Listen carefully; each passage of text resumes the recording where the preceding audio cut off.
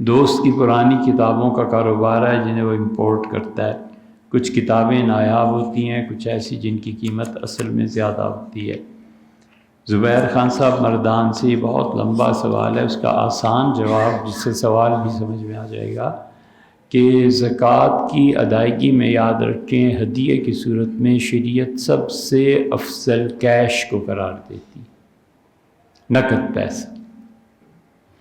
زکوٰۃ میں بھی وہ ادا کیا جائے، فطرانے میں ادا کر دیا جائے، اور جتنی بھی ہیں نقد پیسہ کیش دینا، سوائے اس کے کہ شریعت نے خود متعین کر دیا ہو کہ یہاں ایک بکرا ذبح کیا جائے، دمبا ذبح کیا جائے حرم کی حدود وغیرہ وغیرہ. اس کے علاوہ سب سے اچھی چیز اللہ کی راہ میں دینا کیش ہے، اور اپنے ہاتھ سے ادا کرنا کہ اس سے بھی افضل ہے.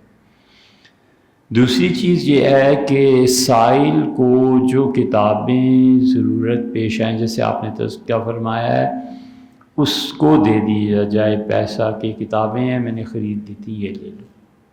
زکوٰۃ کے مال، زکوٰۃ 10,000 تھی، کتابیں خریدیں 10,000 کی، جو مستحق بچہ تھا اسے دے دیا. تیسری صورت وہ ہے جو آپ فرماتے ہیں کہ آپ مردان میں ایک آدمی آیا، آپ نے کہا یہ نسخے اس طرح، اتنی قیمت ہے ان کی.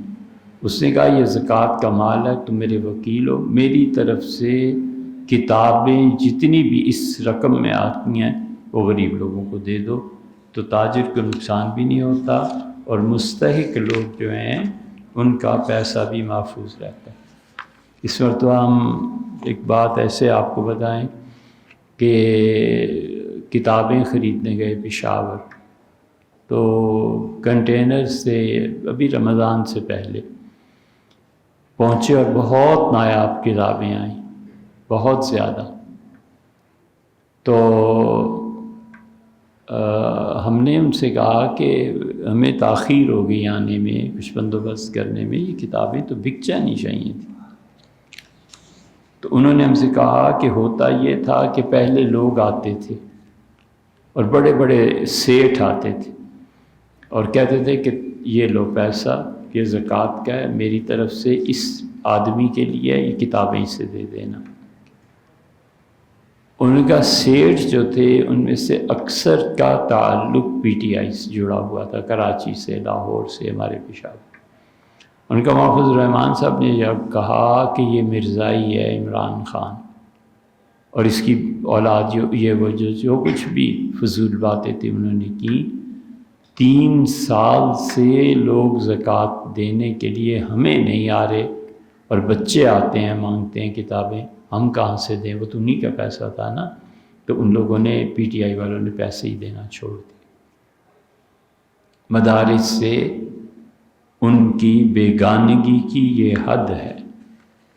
کل پرسوں کا قصہ ہے، کئی دوستوں کو ہم نے بھی فون کیا، انہوں نے بھی فون کیا کہ اس سال پورے ملک میں شوال آج 22-23 ہو گئی، بچے مدارس میں آ ہی نہیں رہے. آج بھی جمعہ سے پہلے بھی 2 صاحبان کے فون کا بچے نہیں آ رہے، بیکار بیٹھے ہوئے ہیں، بہت تھوڑی تعداد ہے. مدرسہ عبداللہ ابن عباس رضی اللہ عنہما میں اتنے بچے آتے تھے کہ سفارش کرنی پڑتی تھی کہ اس کو داخلہ دے.